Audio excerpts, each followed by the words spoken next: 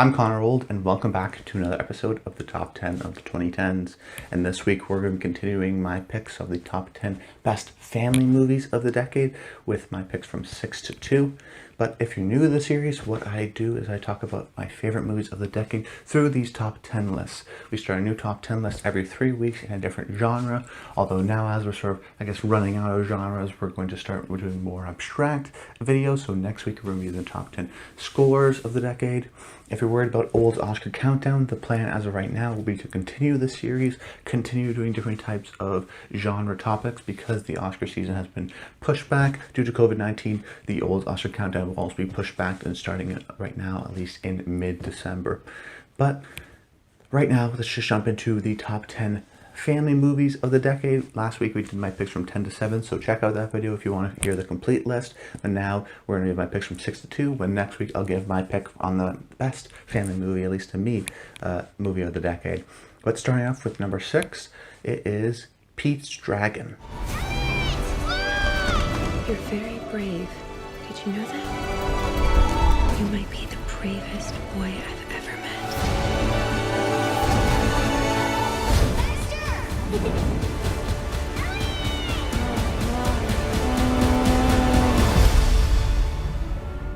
From one of the most underrated directors of the decade, David Lowery, who put out great movies like A Ghost Story, Eighth and Body Saints, Old Man and the Gun, and the upcoming Green Knight. He's also directed one of the best live-action remakes, Disney live-action remakes of the decade, Pete's Dragon. Now, especially in the second half, there have been a bunch of these live-action remakes, whether it be Cinderella or Beauty and the Beast and Aladdin. One that I think a lot of people have forgotten about, and is sort of my entry on this list, would be Pete's Dragon. Now, I actually haven't seen the original, so that may be a knock against it, or maybe why I enjoy it so much. But it definitely felt like a self-contained story. Some of my other issues with some other live-action remakes was I felt a couple times if we were a little bit too cute with the references or the callbacks and whatnot. But this one, I never really felt that. I never really felt that they were sort of being too obvious in terms of the previous movie. And I think a lot of people may be in that situation, that they maybe have seen Pete's Dragon, but it's definitely not on the likes of something like Aladdin. But what David is able to do here is take his sort of independent sensibilities, oftentimes quiet and moments of stillness, and translate that into a really entertaining, engaging live-action remake. Even though it is entertaining and it's engaging, it still allows for the moments of quiet. It still allows for the sereneness of the woods and the forest. And this is the same guy who made a heist movie, The Old Man and the Gun, in which the robber doesn't even use a gun, and it's very sort of nostalgic and existential. It's sort of self-reflective and it can be read many different ways, but slow and paced beautifully. I mean, even like A Ghost Story is this trying to encapsulate the entire sort of longingness of the world and of time and of existence, and it's just told through a guy with a white sheet over his face. I mean, he is great at allowing these sort of simplistic things or these quiet things, and then allowing them to breathe and allowing the sort of intimacies to occur, so that it accentuates the sort of grandioseness, especially in this movie when we see Pete's Dragon Elliot, or him flying through the woods, or just sort of the whole atmosphere of the movie. Now, the movie, if you don't know about this young boy who has been raised by this dragon in the woods and is about 6 or 7 years old, and has just been found and sort of trying to be reintroduced into society. Now, this isn't a totally unique idea for we've seen, especially I talked about in my last pick, How to Train Your Dragon, sort of that boy and his dog kind of an element, and there's a similar element here, but where, say, How to Train Your Dragon is a different kind of boy and his dog, because it's more of a boy, but also like a mentor. I always saw Toothless as sorry, not a mentor, but a peer. Toothless is a peer and sort of an equal to Hiccup. And here I see Pete as a mentor or a parent figure, because he raised Pete when he was Elliot raised Pete when he was sort of a small boy into sort of this woods lifestyle. So it's almost a motherly or parental or fatherly sort of figure, rather than, say, a peer in that sense. Or even just like a dog, just sort of someone that follows you around and you enjoy, but doesn't have much to add or contribute to the story. I also appreciate how he allows those moments of quiet to also be scary. That at one point, when Bryce Dallas Howard's character, who's a park ranger who finds Pete in the forest, she says she knows these forests like the back of her hand, that at one point she can be totally familiar with them and comfortable with them, but also that this is not her landscape. And it's almost coming into Elliot's landscape. And Pete, though, even though he's been raised there, even though he's been in this sort of landscape, he's still not totally with it. He's still not, totally supposed to belong there. So there's a sense of sereneness and peacefulness in the woods, but there's also a sense of sort of eeriness and almost fear, because you're stepping into sort of a different style of a world, and just allowing, you can have this sort of crazy world that's in a sci-fi movie, and that's a very much a metaphorical and obvious step into a brand new world. But I think what it's able to do here is create sort of a mystique and mysteriousness in a different landscape. Just by stepping into the forest, just by stepping into sort of Elliot's domain, we are sort of a little bit more on edge and uneasy, and add that sort of a mystical factor to a sort of traditional forest or traditional setting. And David Lowery is a terrific director, because, especially with this story, I would like it almost to Spielbergian in the sense that he's not doing a lot with the camera in terms of, he's not trying to draw your eye, but what he does with the camera, he's not trying to draw your attention away from the story, that every shot is the right shot for the story. He's never trying to draw your eye from it, but that doesn't mean he's not doing stuff with the camera. He's doing sort of small sweeps or just directorial choices of holding on certain reactions or not showing you stuff. He is very much in that sort of, I think, Spielberg kind of a lane, even though he may not go towards that because he can do sort of independent and live action. He has that sort of wistfulness and sentimentality and earnestness that is kind of a purity that we really haven't seen from a director since Spielberg. And I think early on there's not really a cynical element of this movie, and that's what I like about family movies, is the lack of sort of maybe that cynicalness and the embrace of sincerity, and this does it better than almost any other. I'd be remiss not to talk about the entire cast. Bryce Dallas Howard, Isaac Whitlock Jr., they're all really terrific.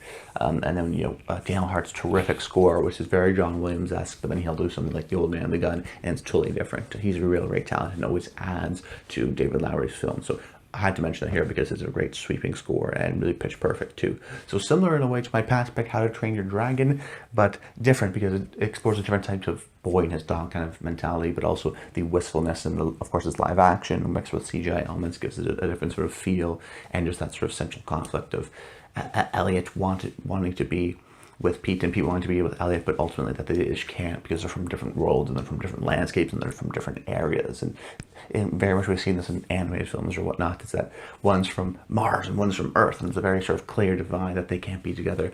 But what David Lowery does here is really separate the woods and the actual Earthland and the main sort of town and whatever, and separate those two to sort of add for a tragedy, a wistfulness, but still sort of a sweetness and a hopefulness. Then my number 5 pick is Incredibles 2.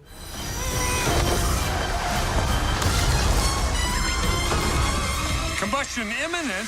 What does that mean? Ah! It means fire, Robert. The first Pixar movie on the list, but maybe not the last, but definitely the first Pixar and only Pixar sequel on this list, from the sequel to the 2004 masterpiece by Brad Bird.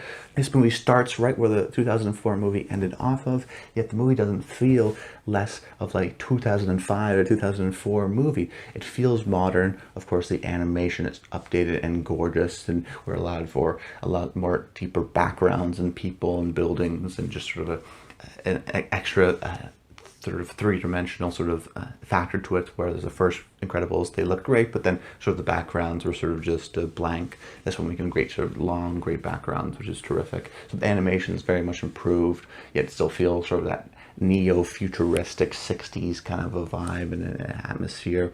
Yet not only does the animation feel modern, of course, that makes sense, I think the story feels modern, that even though it's literally starting right after the 2004 movie's events, that doesn't mean it's not confronting with sort of these modern day themes, and with this one trying to look at the reversal of the nuclear family with this idea. The Incredibles are all about family, which is why it's such a perfect family list, that it's all about family dynamics and family interactions and families within families. And this one, whereas the sort of first one maybe was very much a traditional 60s 50s nuclear family where the man goes to work, the woman stays and worries after the kids, now we get a reversal, but now this allows for multiple different types of story dynamics within it. So the movie is about the Incredibles sort of getting put away by the government because what people see and what they demand is that they just create all this damage, and that sometimes, like last movies of Villain Syndrome, the superheroes themselves create a sort of a supervillain and create more havoc to the city, that sometimes it'd be best for them just to sort of suppress their powers and just go back to normal lives. But the government has really sort of abandoned them. So now we get a young entrepreneur named Winston and his brother Evelyn, who want to make superheroes great again and who are fans of the superhero element. And that these guys are both really two terrific characters, voiced by Bob Odenkirk and Catherine Keener to perfection, that are fans of the superhero. Before we didn't really see the civilian, aside from little kids who are fans, or of course Syndrome being a fan but then turning that bad. This is being a fan and then turning it good and trying to promote the superheroes' positivity by putting cameras on their suits so we can actually show the public that look at what they actually saved. They saved a lot more damage than they actually did. But unfortunately, because of PR reasons and whatnot, they wanted to roll out with Elastigirl as being sort of the main goal. And that would mean Bob will have to stay home with the kids, and Helen will have to go out and on these long sort of business excursions and do the work. So, of course, they had a lot of comedy out of Bob being, the main stay-at-home dad, and those elements too, of just trying to understand math, but math changing, and not only does he have to worry about kids, but he also have to worry about kids with superpowers, so it's even harder, and he's just a total mess. But then the sort of contrast that of the fact that not only is it a strange situation that Bob has to stay at home and then Helen has to work, and that sort of reversal, it's also because it also has an extra element of story dynamics that they work in the same field, that if it was an actor or something like that, that one is getting the job and the other one is not. That not only is it sort of tough on Bob because he has to do this whole new environment, and his wife is working, his wife is doing what he wants to be doing, and it doesn't shy away from some of the jealousy and some of the anger that Bob feels. And then of course Helen can understand that and then sometimes feels guilty about that, but she can't help sort of suppress a lot of her excitement because she feels so alive. So Bob is sort of trying going back and forth with understanding her needs and wanting to make her happy, but also still feeling truthfully jealous and having a hard time at home with the kids. And it's a family movie, but that doesn't necessarily mean we have to look at the family as a unit, as a whole, the entire time.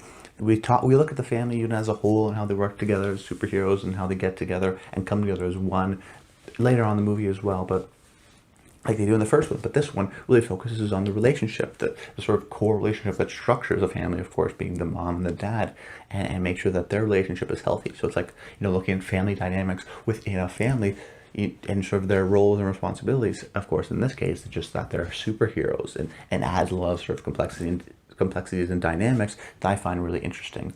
Now, of course, you also have sort of the brother-sister dynamic, and Jack trying to get his powers. So there's all these different sorts of small little stories within this larger story.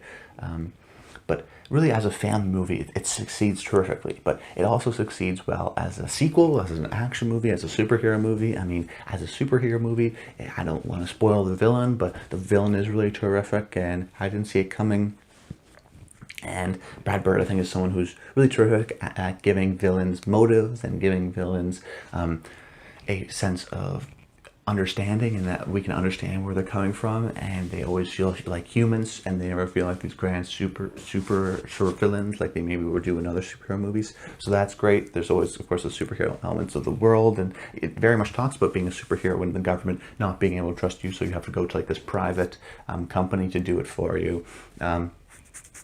As an action movie, Brad Bird really just is terrific with action, because he makes action clear and dynamic and uses the animation genre to sort of have this sort of gliding, floating camera that goes through and makes these sort of insanely fast and quick speeds, but still with an incredible level of clarity. So we get sort of these great Elastigirl bike scenes, or at the very end of the cruise ship, or some of the other sequences throughout the movie are really terrific, very clear, and always exciting. I think he's a terrific action filmmaker, and this is some of the best action movie stuff of this decade. Now, it also works great as a sequel, because we're picking up right up from 2004, so we get some of the continuations of the sort of complex of, should we keep our powers secret? Should we sort of tell them to the world? How much should we sort of suppress our gifts. So I think that it just works on every front. And I think it's so much more rich on the rewatch too, especially how things are going to go. The family dynamics are complex, they're interesting, the action is dynamic, and it's just a terrific sequel to the first Incredibles if you want to do that double feature. So if you haven't seen Incredibles 2 since it first came out in theaters, give it a rewatch. It's really terrific, and hail the king, Brad Bird. Then my number 4 pick is The Adventures of Tintin. Tintin, look.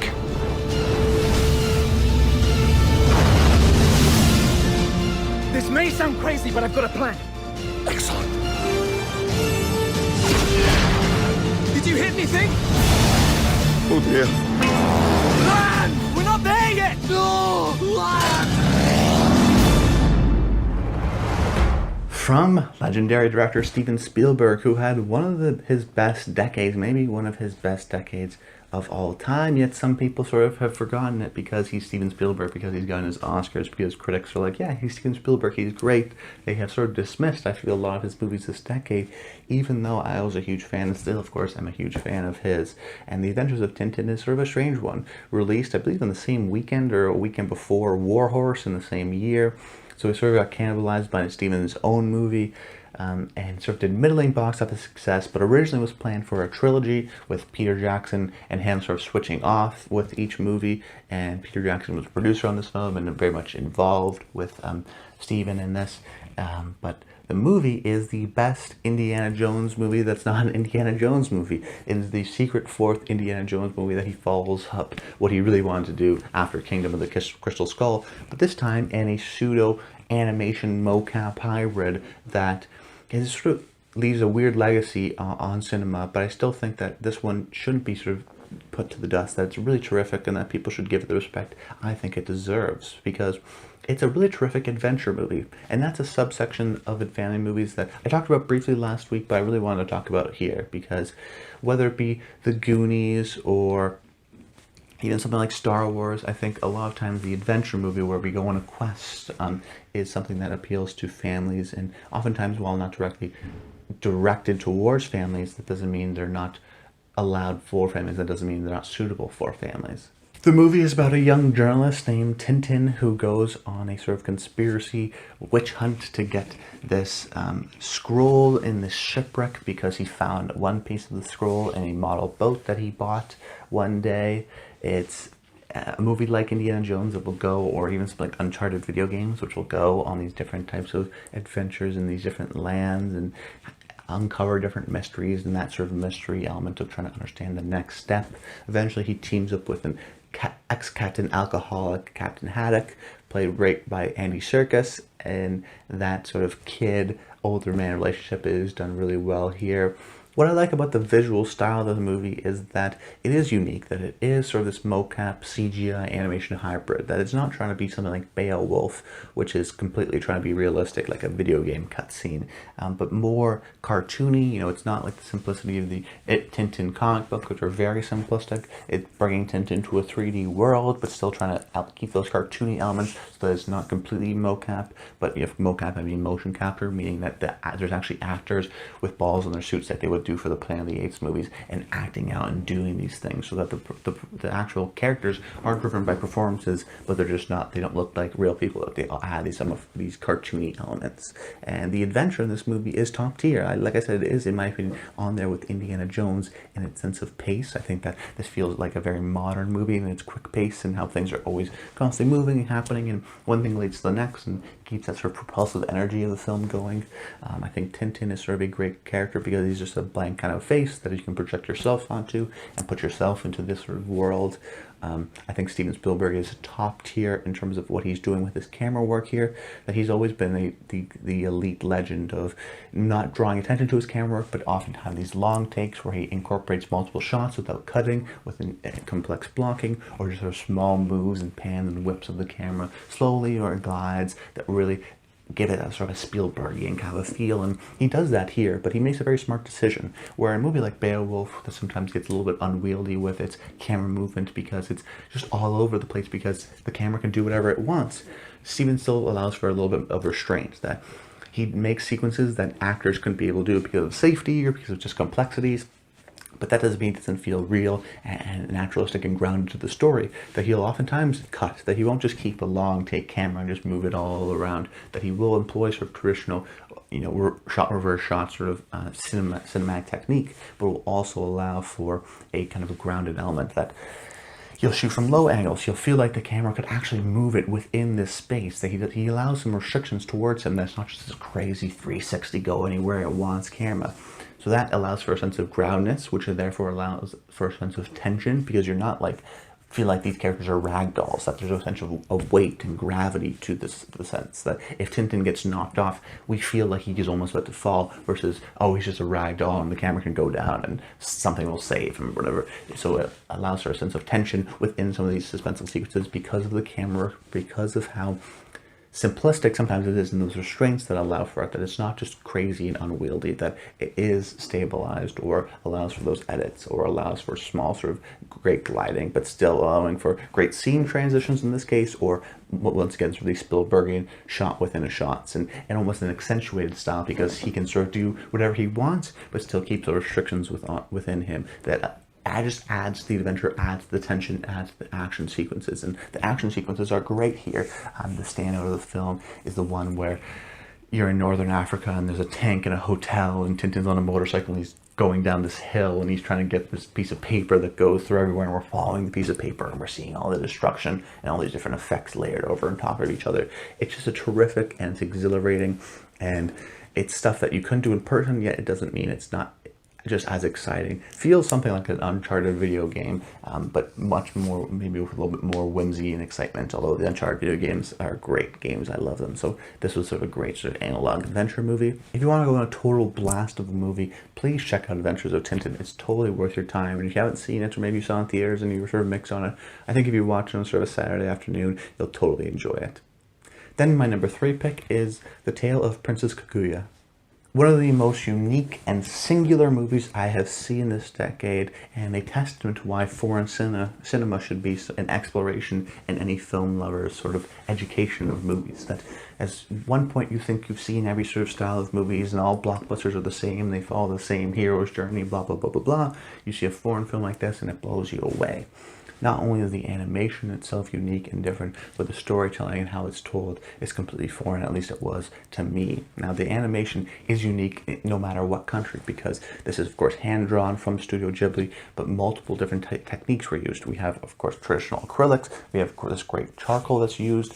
Also watercolor. There's lots of watercolor, sort of almost paintings within these movies, which is why it took so long, which is why it took so much money, but definitely pays off. The aesthetic oftentimes has a picture book or a storybook kind of aesthetic, in the sense that if you look at like a Peter Rabbit book or something like that, you'll see the corners being sort of left out just like white. That they'll have the characters and they'll have some of the background, but maybe some of the edges of the screen will just be white, and it often employs that for a great effect. That not only is it beautiful to look at, and that in a sense, just the uniqueness and the amount of craft that went into this movie in itself is really terrific and just beautiful and worth the price of admission alone, but it's also used to add the emotional connection to the story.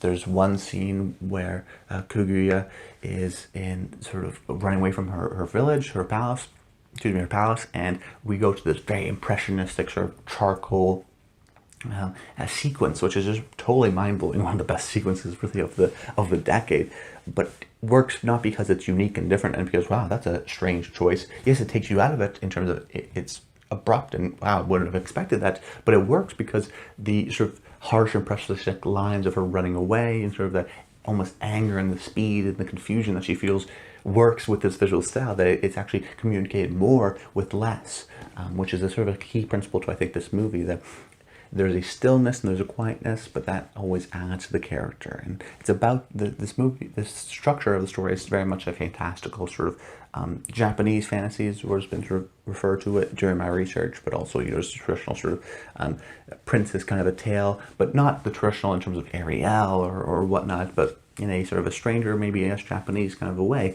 where we find this young sort of baby in the woods that was just sort of laying there from growing out sort of a flower. who grows up very quickly, and her parents, who are just, I guess, the people who adopted her, find also a bunch of money in the same place and therefore decide to make her into a princess. But we get the early sort of village days because they're bamboo farmers, and that sort of kid-like energy, and we understand her sort of connection and her appreciation to that, to when she sort of gets forced in a way into the princess lifestyle. And I think there are Kaguya is really, even though she's sort of fantastical and she's great at whatever she does, whatever she attempts at first try, she's terrific, she's still very much a human, and she has this sort of teenage elements. She always takes the small moments and really appreciates them, and therefore the film does, just walking around and dancing, or going and falling after different leaves, and smaller things like that. We get these sort of smaller moments of joy. But as the movie sort of progresses and goes on, she starts to sort of question her being there. You know, she was taken away from a village without her sort of choice and became this princess, and is dealing with the frustrations of bureaucracy and what it means to be a princess, even though it's frustrating and maybe not exactly what she wants, and has some of these teenage angst elements to the story, which work very well and feel great to her character, because we understand her, we see her grow up, and in terms of, it's an epic and emotional intensity of this woman's sort of life, as we see her grow up as a small child and constantly growing, really literally before your eyes, in these sort of small villages, and getting the appreciation there, and then going to a princess and being wowed by it and interested, but then sort of rebelling against it, to being almost frustrated, and looking back, and especially near the end of the movie, it's about looking back and what if, and looking back of, you know, why can't I go back to the way I was before, and sort of that I think nostalgia that actually occurs in some teenagers, that is sort of maybe looked down upon as maybe, well, you haven't lived your life, but at least in my perspective, it's like, well, that still doesn't mean you can't look back on you as a child. You still can't be nostalgic, because maybe you're living a good life now, but you still, of course, I think everyone wants to be that kid once they're done being a kid. It's a totally unique movie. It's a special movie. Every time I maybe tried to look away, it pulled me back in and kept me there. It transported me into another world with its visual style. It's just breathtaking and totally unique, and every step of the way, maybe changing things up or changing the visual style, or putting, you know, her small in a frame to show loneliness, but then not having any of the background colored in. It's just all white or it's all black. The art style really allows to tell this forward kind of a story where you don't know where it's going to go, but you're always compelled, you're always interested through this really complex and just compelling character of Kaguya. Joe Hisayashi's score is terrific and sort of wistful at times, but also sort of longing, lots of longing, especially in the second half of the movie. And it's a terrific movie that left me really speechless. And I knew, even though, you know, I think you will get a lot out of it, especially as an adult, and I still think if you're a younger kid, you'll appreciate some of the traditional elements of the sort of fantastical story, and some of the charmingness that comes with Kaguya. But of course, the adult will pick up on a lot of the longing that she experiences, especially in that second half. But it's a really terrific tale, storybook, fairy tale kind of a movie, and just totally a special, singular movie of the decade, so I had to put it on this list. Then my number 2 pick, and the last movie we're going to be talking about in this video, is Paddington 2. Paddington wouldn't hesitate if any of us needed help. He looks for the good in all of us.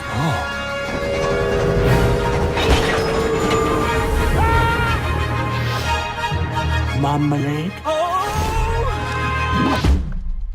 Take a seat.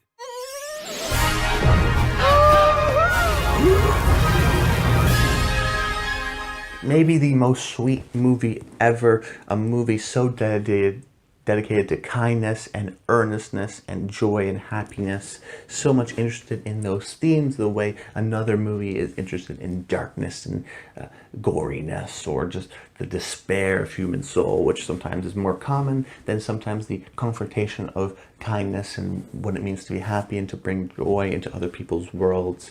The sequel to the very terrific 2014 Paddington, although my personal favorite is probably Paddington 2, just because of we can just get going, we don't have to tell any of Paddington's backstory. And that's kind of what I love about the film, is that he is just a bear. No one else is a bear. They're all humans. No one treats him differently because he's a bear, because they treat him as as he treats them, which is this, kind figure. And all he does is live with his family, the Browns, and explores London and helps people out. And we mine a lot of comedy from that, to comedy that I think works for all ages, that will be very sort of clumsy and silly for the young ones, but he also appreciates some of the cuteness and clumsiness as well of Paddington just going to a hairdresser's or trying to clean a window, or some of his just sort of different tasks that he tries to do and oftentimes fails at doing, but still does with a smile on his face. But the plot of this movie is that Paddington gets framed for murder and goes to jail. I mean, it literally puts Paddington in the worst place possible, which of course he turns around because he's Paddington, and because he's delightful, and because he has an indelible sweetness, and makes the prison even more joyful and improves everyone's lives. And seeing the sort of Paddington mythical kind of figure go into people's lives and change it and make it better, and then see their lives without Paddington and sort of an It's a Wonderful Life aspect, it's just totally great, because Paddington itself is a unique character. We see his perspective that's a fish out of water. He doesn't know where things are, but he takes it from such a sweet and earnest kind of a place that we're never sort of judgmental of him. We're just sort of, oh, Paddington kind of a face, kind of a situation. But it's just so delightful and so wonderful in every element. And a lot of that's a testament to Paul King, the director, who has oftentimes made a Wes Anderson sort of traditional storybook, real Tenenbaum's framing elements, which work really well, bright colors and terrific color palettes, but also a sense of repetition that I think works well for the movie, that he'll allow Paddington to be sort of wet and in the jail cell, but that doesn't mean he won't allow for the moments of joy and happiness and sort of almost a glow and a shimmer to the film that is hard to explain. It's a movie that I just find myself smiling and laughing at the entire time because of how joyful it is and how happy I think it makes a lot of people. I mean, it's got 100% on Rotten Tomatoes. It's a terrific film. If you haven't seen it,